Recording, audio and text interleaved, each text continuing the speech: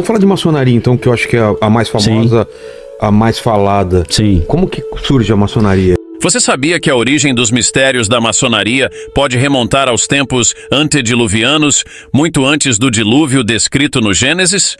Há quem acredite que seus conhecimentos foram herdados das antigas civilizações que existiam antes de Noé, culturas que se entregaram a práticas místicas e ocultas, afastadas do Deus verdadeiro. Nesses tempos, gigantes caminhavam sobre a terra, e as tradições dizem que anjos caídos compartilharam com a humanidade segredos profundos, distorcendo o conhecimento puro que vinha do Criador. Essa sabedoria corrompida foi preservada por certos grupos após o dilúvio, e entre eles estariam as raízes do que hoje conhecemos como maçonaria.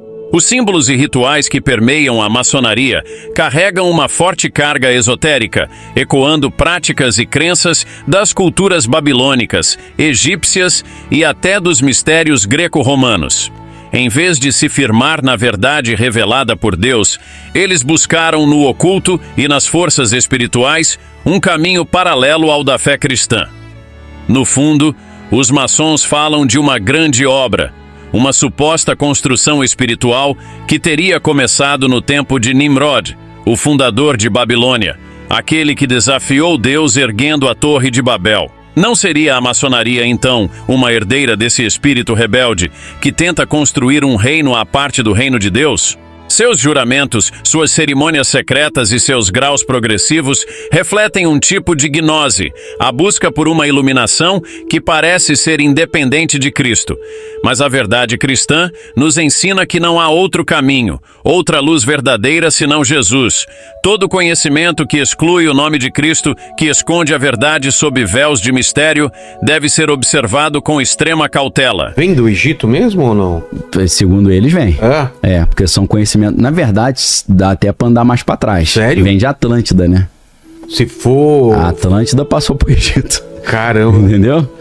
Porque a ideia de Atlântida é o seguinte: os caras tinham conhecimento de alto nível, tinha tecnologia melhor que a de hoje. Era uma civilização mais avançada. Muito avançada. Só que aí eles começaram a usar esse conhecimento pra dominar, pra subjugar, pro mal. Aí os deuses destruíram a Atlântida.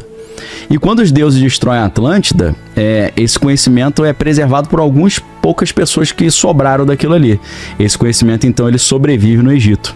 Então o Egito vai tentar cultivar esse resto desse conhecimento. É claro que quando a gente fala de Atlântida, a gente está falando de uma coisa que, adaptando para a Bíblia, é o dilúvio, né? Ah, é? É, o equivalente ao dilúvio. O dilúvio que veio para destruir a Atlântida também. Que veio para destruir aquela civilização pré-diluviana que era... A Bíblia diz que naquela época o coração do homem era continuamente mau, né? Ah, entendi. A Bíblia fala em Gênesis 6, meu espírito não vai mais contender com o homem porque ele é carne e os seus dias são 120 anos. Então depois de 120 anos veio o dilúvio. Só que o dilúvio não exterminou todo mundo, sobraram algumas pessoas, né? Segundo a Bíblia, tinha 8 pessoas na arca, né? 4 homens e 4 mulheres, né? Noé, Sem, Cã e Jafé e as esposas deles, né? E de Cã saiu os cananeus e saíram também os egípcios, né? Porque um descendente de Cã chama Misraim. Ah, é? Misraim é o nome hebraico pro Egito. Inclusive é um nome no plural porque tinha o Reino do Norte e o Reino do Sul, por isso que é... Provavelmente teria algum conhecimento. Então, parece que esse conhecimento, o Cã e o Canaã, eles continuaram esse conhecimento. E aí o Egito foi fundado em cima desse resquício desse conhecimento, né? Talvez essa arca também não seria só de material genético, mas também de conhecimento técnico. Também, com certeza. A própria estrutura arquitetônica da arca é incrível. É um negócio que é impressionante. São medidas que você usa hoje para construir um navio. Você vê que é um navio que é perfeito para suportar um cataclisma daquele, né? Porque ele praticamente tem um centro de gravidade que ele não tomba. Então isso o maçom, ele gosta muito disso, né? As medidas de um navio que sobreviva a isso, porque para eles, como é arquitetura, é construção, é engenharia, é tudo com base nos números e nas medidas, né? E não deixa de ser uma coisa mágica para quem não entende, né? Totalmente mágica, com certeza. Um papel para você, isso. E você, sem a gente transforma aquilo no navio. Aquilo num navio, num prédio, numa coisa. Como é que o cara morreu, deixou escrito, aí passou esse conhecimento, né? Pro analfabeto daquela época era uma coisa totalmente fora do comum. Imagino que para eles viam essas pessoas até como com dons sobrenaturais. Sim. Então, né, geralmente que os maçons vão falar, né, que a maçonaria surge nessa época quando os pedentos, para não dar vantagem pro inimigo, né, o pessoal do exército escondia o conhecimento de como fazer armas, catapultas, para não dar vantagem pro inimigo. Até porque você imagina, né, hoje a bomba atômica. Bomba atômica é um conhecimento secreto também, oculto. Dizem até que a bomba atômica não existe, alguns, né? Que é outra coisa. Como assim? Que não é uma bomba exatamente, é outro tipo de tecnologia, porque alguns acham que pela física é impossível você criar uma bomba atômica. Eu acho ignorância isso. Ah, tá. Né? Mas imagina se todos os países do mundo tivessem bomba atômica. Ia ser um negócio complicado, né? O cara acordou chateado com a mulher e joga a bomba atômica no vizinho. Então, tem um lado bom de certos poderes, é bom não estar na mão dos malucos, né? Mas eles vão dizer isso, que esse conhecimento foi passando, aí de Atlântida passou para o Egito, do Egito passou para os gregos, né? Principalmente o Pitágoras, que foi para o Egito estudar, né? Aprendeu a matemática lá. O Tales de Mileto, primeiro filósofo, aprendeu matemática e filosofia no Egito. Foi assim que ele conseguiu ser o primeiro grego que previu um eclipse. Ele chegou pros caras e falou, ano que vem, data tal, vai ter um eclipse. Os caras, vai nada. Aí teve, esse cara é um deus. Ele falou, não, fiz umas contas que eu aprendi no Egito lá, pô. Nossa. Entendeu? Então, esse conhecimento vai passando nos grandes impérios, né? Egito ali, Grécia, Babilônia, Império Medo-Persa. Aí depois para os romanos, dos romanos esse conhecimento se mistura um pouco ali com os árabes vão guardando alguns desses conhecimentos, conhecimentos não só de engenharia e de guerra, mas conhecimentos esotéricos também, né? Conhecimentos espirituais, porque segundo um maçom italiano chamado Leo Zagami, ele diz que a magia foi a primeira arma de guerra. Porque o primeiro jeito de você destruir o cara pra ele era você fez um feitiço pra destruir o cara. Não era. Não, segundo ele né? Tá. A magia é a primeira arma de guerra que já existiu. Você descobriu um jeito de fazer um feitiço pra destruir seu inimigo, né? E ele acredita nisso, né? Então, não é por outro motivo que existe também um vínculo entre as sociedades de espionagem e o ocultismo também. Porque existe isso é um universo. A gente pode depois separar um dia pra falar só sobre isso, ou se quiser dar uma palhinha hoje. Na Alemanha nazista, o que os caras fizeram com experiências com essa parte sobre paranormal, percepção extrasensorial, né? Total. E na Rússia também, né? Os russos desenvolveram muito isso, os alemães, né? Eles tinham as sociedades deles lá, Thule, né? Tinha o princípio do Vril.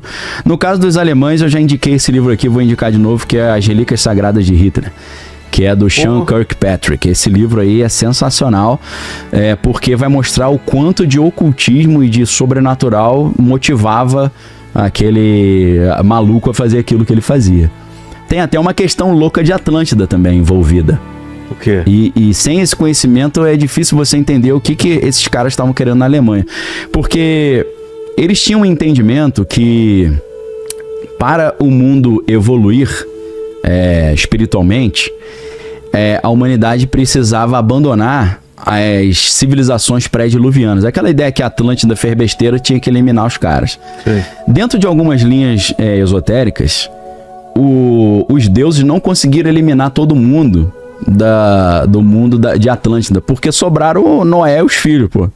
Então, qual que era um dos entendimentos do esoterismo que Mas talvez tenham sobrevivido mais também. Mas ali tem um detalhe, por quê? Dos 3 filhos de Noé, Sem, Cã e Jafé, de Sem, você sai os semitas. Tá. E aí de Sem, ele tem um descendente chamado Éber, que aí vem os hebreus. Pô, vem tudo de lá, então. Aí qual é essa interpretação esotérica? Esses caras são pré-diluvianos. Estão no mundo ainda. Eles tinham que ter sido destruídos na Atlântida, pô. Então eles estão atrapalhando o mundo de evoluir, pô. Entendi. Aí o Hitler, naquela loucura dele, ele fala, temos que eliminar as civilizações pré-diluvianas que sobraram. Quem que era? Era o povo lá. Ele fez todo esse caminho. Tinha esse cálculo, Nossa, e que ele acreditava, se ele exterminasse esse povo e tivesse acesso a umas relíquias sagradas como a Arca da Aliança, a lança de Longino que perfurou Jesus, e ele realmente estava procurando isso tudo, isso é fato, não é só filme do Indiana Jones, não. Aquilo é real. O cálice. Tem um cara, um alemão, que era o Indiana Jones real, né? Que é o Walter Horn, o nome dele. E ele era obcecado com o Santo Grau. Ele tava Essa lança e a Arca da Aliança. Essa história é claro que não é idêntico ao filme, claro, mas tem base na realidade. Eu fiquei meio em choque, assim, porque eu assisto Indiana Jones desde criança, né? Aí eu falei, caraca, tem base na história, isso? Pra pegar uma Faz sentido? Caraca, fiquei assim, não acredito, né? Até que eu achei esse livro do Sean Kirkpatrick, As Relíquias Sagradas de Rito. Falei, caraca, tem documento histórico que comprova isso. Então ele achava que se ele conseguisse eliminar esse povo pré-diluviano, ele ia conseguir instaurar o terceiro Reich dele. Aquele reino milenar de 1000 anos. Então, para ele era uma necessidade.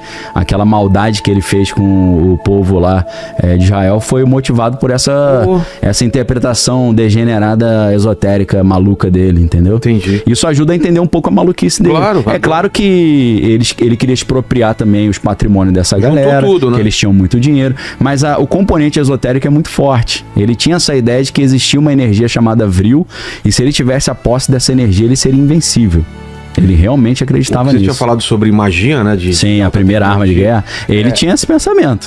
Mas tem as leis de Clarke que eu tava procurando aqui, porque eu já tinha ouvido falar nisso, né? Que o Clarke tem 3 leis e a terceira é qualquer tecnologia suficientemente avançada é indistinguível da magia. Do Arthur C. Clarke, né? Exato, porque se você tem uma tecnologia tão avançada, por exemplo, uma nave espacial, uma coisa... Sim. Para um povo antigo ou pra gente, pode parecer magia. Com certeza. Aparecer aqui, desaparecer aqui. Exato. A gente só não entende como aquilo aconteceu, mas não é magia. Sim. É uma tecnologia avançada, né? Não, então, isso aí que você falou, sumir aqui, aparecer ali, tem um gêniozinho lá, que eu esqueci o nome dele, lá do Vale do Silício, que ele criou uma startup que a proposta dele é a seguinte.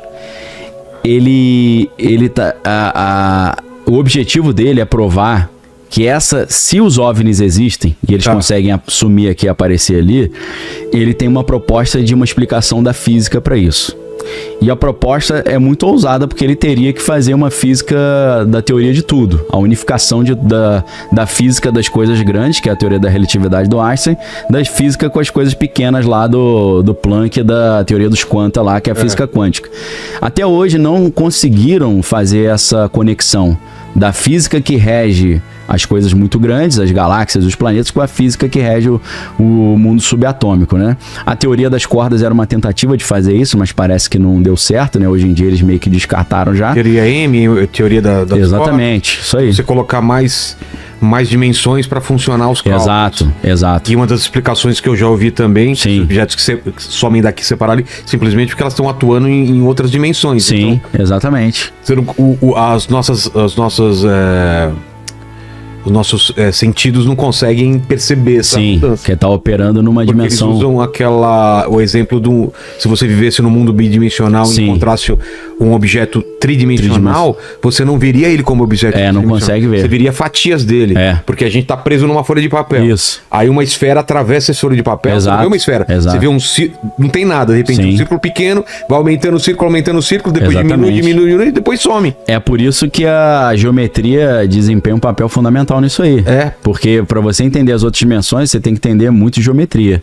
Aí entra a teoria da supersimetria, entra uma geometria de altíssimo nível, que você tem que pensar um objeto que está em 7 dimensões ao mesmo tempo. Mas você estava falando desse cara do Vale do Silício. Então, esse cara tá querendo dizer o seguinte, a teoria dele é interessantíssima, ele já conseguiu mais de 20 milhões de dólares para esse projeto. Pra pesquisa? Pra pesquisa dele, lá no Vale do Silício. A explicação dele é o seguinte, esses objetos que a gente interpreta como OVNIs, eles conseguem operar no macro as regras da física quântica. Entendeu? Porque na física quântica, uma partícula pode sumir aqui e aparecer lá. Né? Isso não é uma surpresa, não é estranho. O estranho é um objeto físico do tamanho de um carro sumir e aparecer lá. Então ele diz que existe uma física que consegue aplicar as regras do quântico no macro. Cara, quântico é muito louco, né? É muito louco. 2 partículas separadas no espaço transferem essa informação com uma velocidade maior que o da luz. Sim. Então... Não, você vai ver o paradoxo de Thoma lá, explica que quando você tem um elétron potencial, aí o elétron potencial vira um elétron real, ele já ao mesmo tempo cria a antítese dele, o inverso dele. Por isso que o Einstein achava tudo isso meio... Aí ele ficava meio chateado, falava, pois é fantasmagórico essa parada. E é tudo muito aleatório, muito relativo, né? Então é tudo estatístico, né? Ele ficava chateado com a estatística. Cara, a ideia dele A ideia dele é interessantíssima, é genial, né? Se ele conseguir explicar que a física quântica está sendo aplicada a objetos grandes, né? Então ele está tentando fazer essa unificação. Isso é interessante pra caramba, né? Eu sou só complementando, você falou que é aquela do Arthur C. Clarke, né? Que seria indistinguível da magia. Mas é um pouco isso, né, cara? Hoje falando de física, né? Você tem o entrelaçamento quântico, né? Ou a ação fantasmagórica. Uma partícula aqui na Terra está conectada a uma partícula do outro lado do universo, que acontece com essa partícula, acontece com a outra instantaneamente. É muito estranho você imaginar isso, Total, né? Se fosse viajasse... Dizem que o Einstein propõe que nada viaja numa velocidade maior que a da luz. Sim. Demoraria milhares de anos ou milhões de anos para ir até lá e não ia ser Então, e se você consegue fazer esse entrelaçamento quântico, ou consegue estabilizar isso, você consegue ter um meio de comunicação instantâneo no universo inteiro. Já pensou? Isso você tá ligado, você sabe disso, porque o problema dos 3 corpos é isso. Eles conseguem se comunicar, os alienígenas com a Terra por causa do entrelaçamento quântico. Verdade. E hoje a gente sabe que isso, em tese, é possível. Sófon, sei lá, ele usa o lance do sófon. Sim. Com o neutrino também, que é uma partícula mais recente, comparada com o próton e o elétron, o neutrino seria possível fazer isso também. Então, eu acho que daqui a pouco, muita coisa que a gente entende hoje como milagre, como mundo espiritual, vai ser explicado se essa solução da física aí aparecer. O quântico pode ajudar. Talvez algumas sociedades secretas já tenham descoberto algumas das soluções, eles estão guardando para eles. A gente ouviu muito falar sobre clonagem, não sei o que, e de repente desapareceu esse assunto.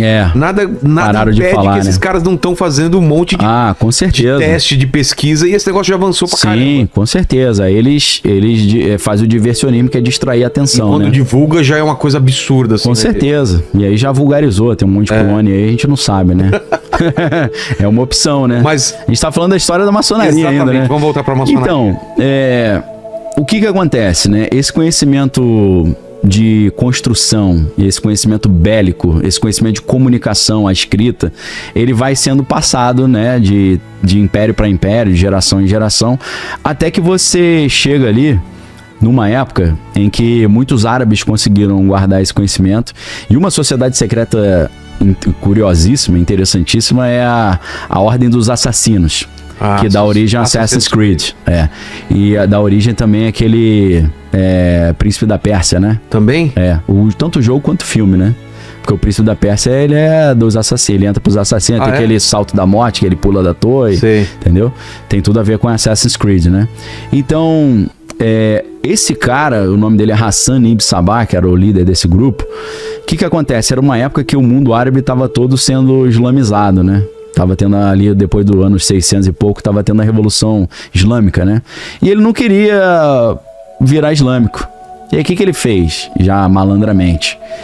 Ele montou ali um grupo de soldados ali, que eram soldados kamikaze. Como é que ele fazia isso? Ele pegava o cara, trazia pro palácio dele e falava assim, ó, eu tenho poder para decidir quem vai pro céu e quem vai pro inferno. Aí o cara, duvido, ele fala, senta aqui na mesa que você vai ver. Aí ele botava um banquete assim pro cara, o cara começava a comer, só que aí o banquete estava misturado com haxixe. Aí o cara começava a comer e ficava doidaço. Quando ele via que o cara tava doidão, ele abria uma portinha, aí tinha um harém com mulheres maravilhosas, ele falava pro cara, ó, curte aí. Aí o cara curtia. Aí quando ele sentia que a onda tava passando, ele puxava o cara e botava na mesa de novo. Aí o cara falava, pô, mó viagem isso. Ele falou, então, eu tenho esse poder de te levar para o paraíso. O paraíso tem as 70 virgens lá. Eu te levo pra lá, porque eu tenho esse poder. Aí o cara, o cara é sinistro mesmo.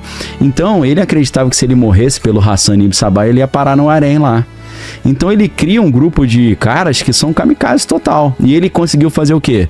Ele espalhou esses emissários dele, infiltrados em todos os exércitos dos inimigos dele.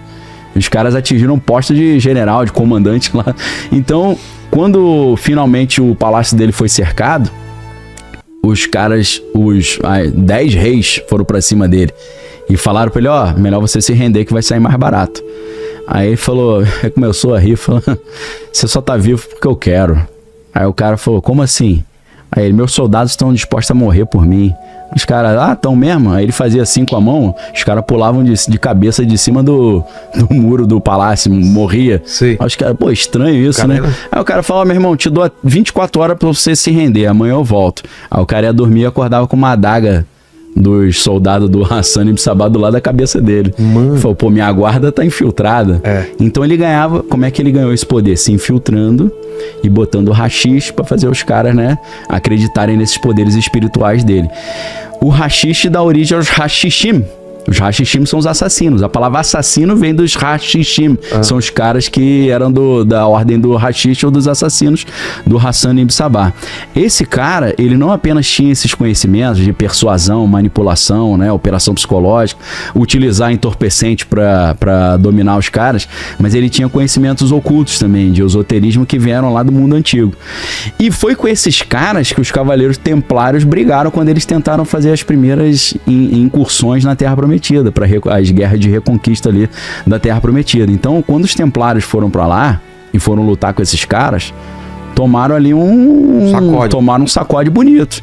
E aí eles falaram assim, né, se você não consegue vencer, junte-se a ele, né? Então ele falou, pô, me ensina essa parada aí. Eles aprenderam esse conhecimento, tanto bélico, quanto econômico, quanto esotérico. E aí eles, acumulando esse conhecimento e usando aquela estratégia que a gente falou antes, né? Poxa, pacificamos a rota da Europa para Jerusalém. Agora o ricão europeu, no mundo medieval, pode fazer uma viagem para Jerusalém e conhecer a terra de Jesus ali. Aí o cara saía lá com a carruagem, cheio de pedra barra de ouro, prata, era roubado no meio do caminho.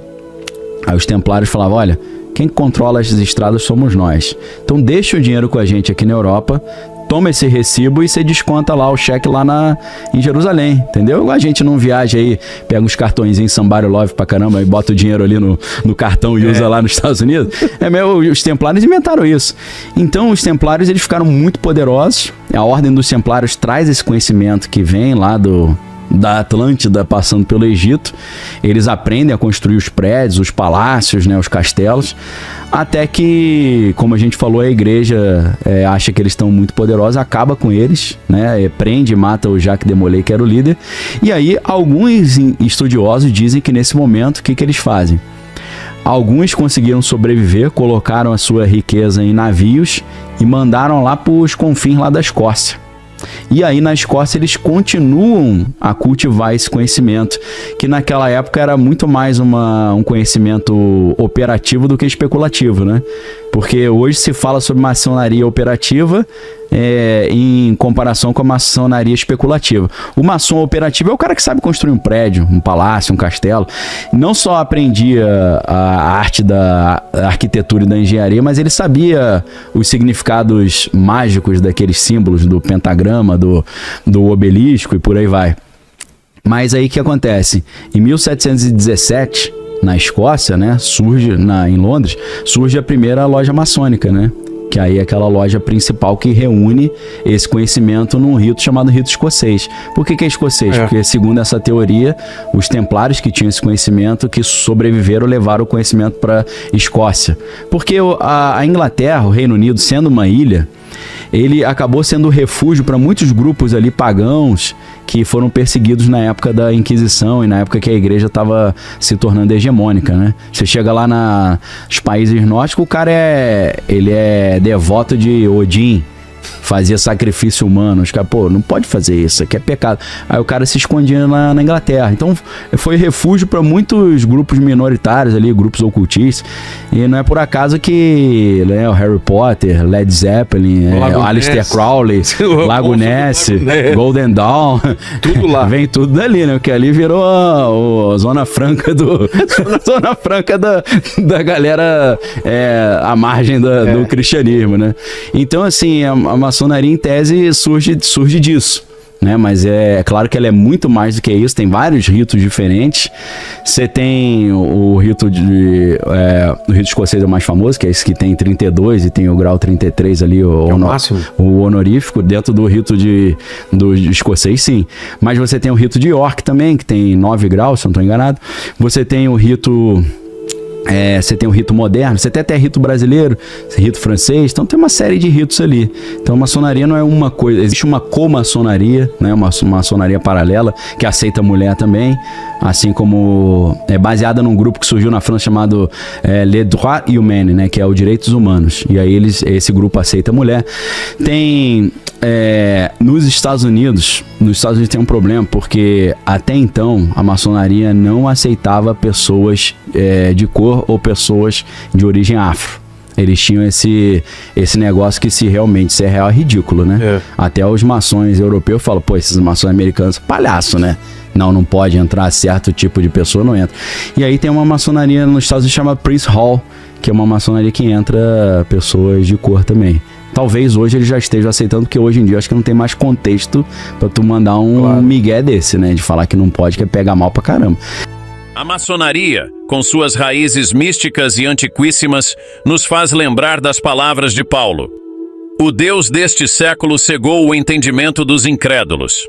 E talvez seja essa cegueira espiritual que tem guiado aqueles que, em busca de poder e conhecimento, se afastam da verdadeira luz que emana do Salvador.